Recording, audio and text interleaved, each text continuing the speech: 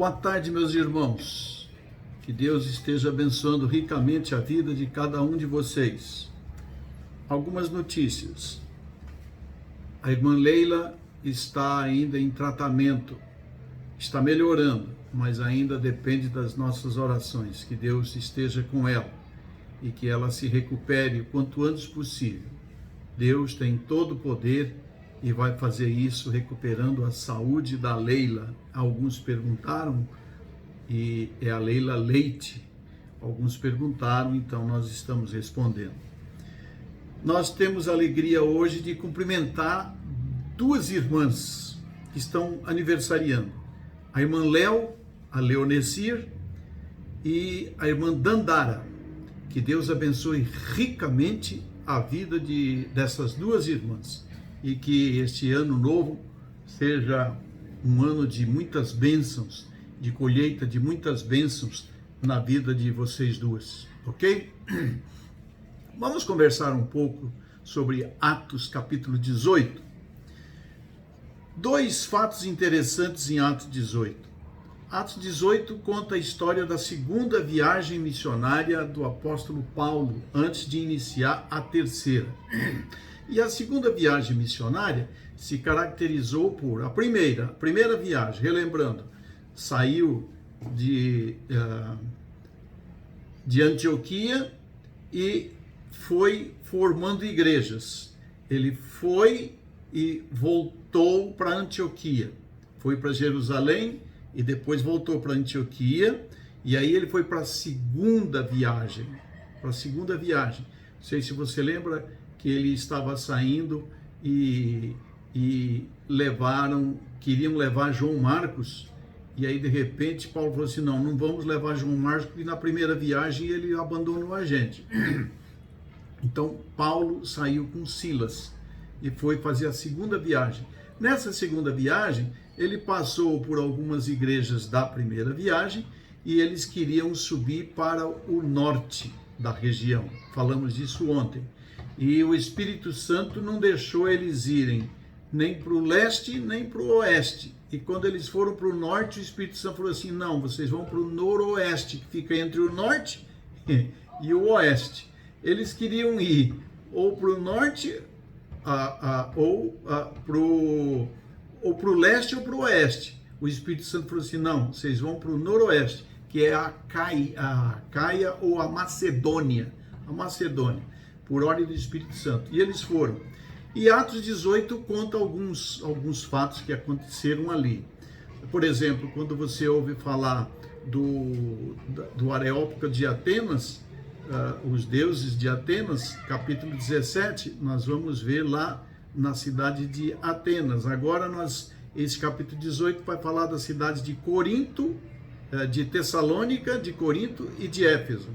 Dois fatos interessantes chamam a atenção no capítulo 18 de Atos. O primeiro deles é que Paulo pregava aos judeus, ele vivia para pregar aos judeus.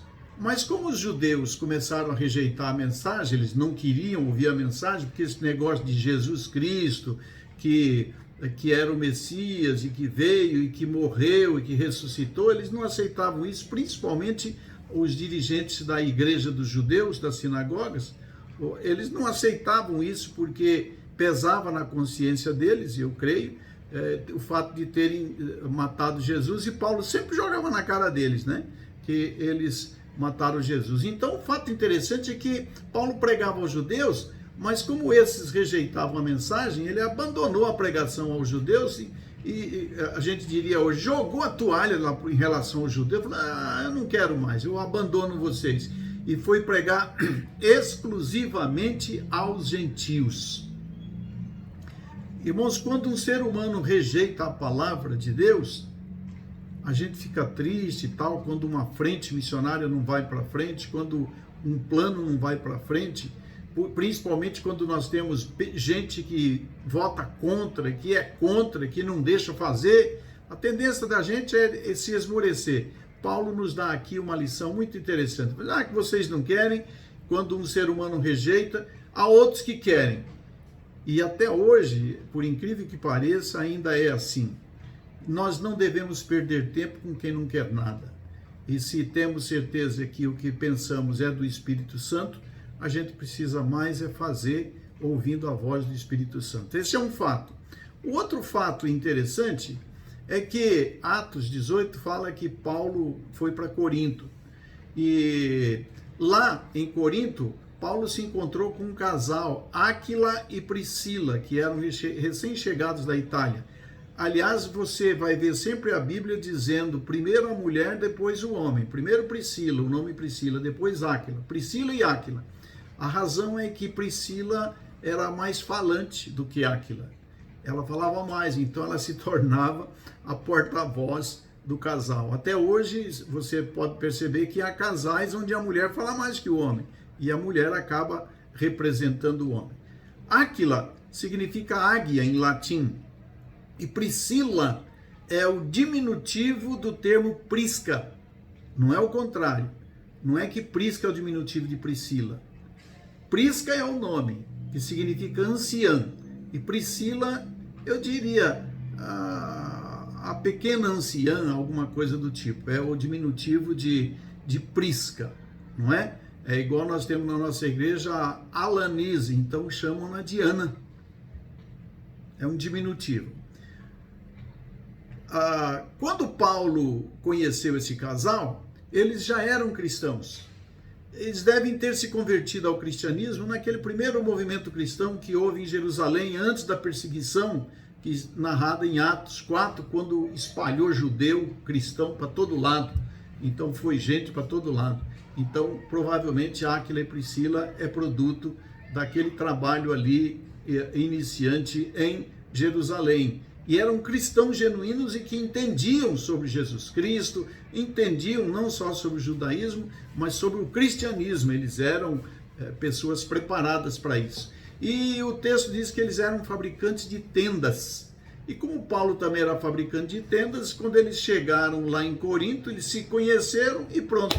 E Áquila e Priscila eles tinham muito prazer em acolher pregadores. Eles eram acolhedores. Então eles acolheram Paulo, inclusive acolheram Apolo também. E logo depois, de onde vieram Priscila e Áquila? Eles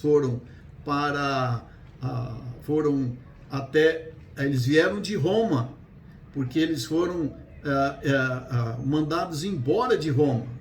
Eles saíram e foram para Roma e foram perseguidos e saíram procurando um novo lugar, foram para Corinto, que era uma cidade grande, cidade importante, da região da Acaia, e ali que eles conheceram Paulo, foram com Paulo para Éfeso, e aí eles se estabeleceram ali em Éfeso, e foi ali em Éfeso que eles conheceram e acolheram Apolo, e o discipularam, o ensinaram para que ele ficasse melhor do que já era. Apolo pregava muito bem, mas conhecia pouco a respeito dos planos de Deus, do caminho de Deus, diz a Bíblia. Ele conhecia o batismo de João, não conhecia nada sobre o Espírito Santo, não conhecia, então ele precisava se aprofundar no cristianismo. E Priscila e Áquila foram usados por Deus para isso. Irmãos, por que eu digo que são dois fatos preciosos que eu vejo? Porque é interessante como Deus trabalha, né?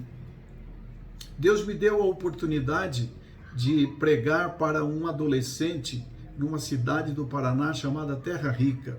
Isso na década de 80. E esse adolescente que não queria nada com nada, tinha seus 15, 16 anos, ele foi nesse encontro de adolescentes e ele me disse depois, ele foi para bagunçar.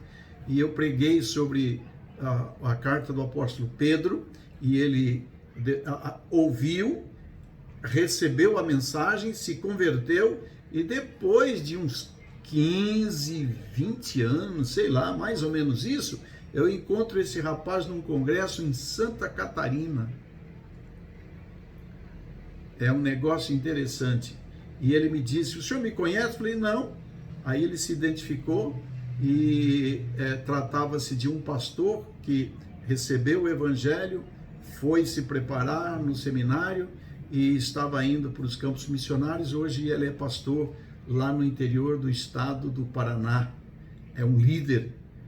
Oh, meus irmãos, que coisa linda, né? Deus prepara pessoas. Deus me preparou para falar com ele. Certamente ele está falando com outros. E quantas pessoas que por onde eu ando, a gente vê que eles estão nos diversos lugares. São pessoas que Deus nos coloca. E eu creio que Deus tem colocado também pessoas aqui em Araçatuba para que, falando a eles o Evangelho, eles possam fazer crescer este Evangelho. É criar pessoas, abrir a cabeça de pessoas, o coração de pessoas, ou melhor, transmitir a palavra, discipular, para que facilite o trabalho do Espírito Santo em burilar, em trabalhar essas pessoas e eles disseminar o Evangelho aos seus familiares, aos seus amigos, aos seus conterrâneos, porque a gente passa, não é? Ou porque a gente muda de lugar, ou porque a gente vai para a eternidade. Deus faz essas coisas. E quando um não quer, outro quer. Na vida do discipulado acontece muito isso. Você começa a discipular alguém e esse alguém patina e não vai para frente, não quer, começa a demonstrar que não quer. Simplesmente a gente respeita, deixa para lá e vamos partir para outro, porque alguém deseja. Aqueles que Deus quer acrescentar à igreja, esse deseja aprender da palavra de Deus. Que Deus nos dê essa clareza que a gente aprende com Atos capítulo 18 e nós nunca nos desanimemos de sermos fiéis servos de Deus, fazendo a vontade de Deus, anunciando o Evangelho, vivendo o Evangelho e crendo que Deus tem muita gente para salvar e eu creio, muita gente inclusive na nossa cidade. Deus te abençoe e te faça crescer conhecendo a palavra de Deus. Leia Atos 18. Tchau.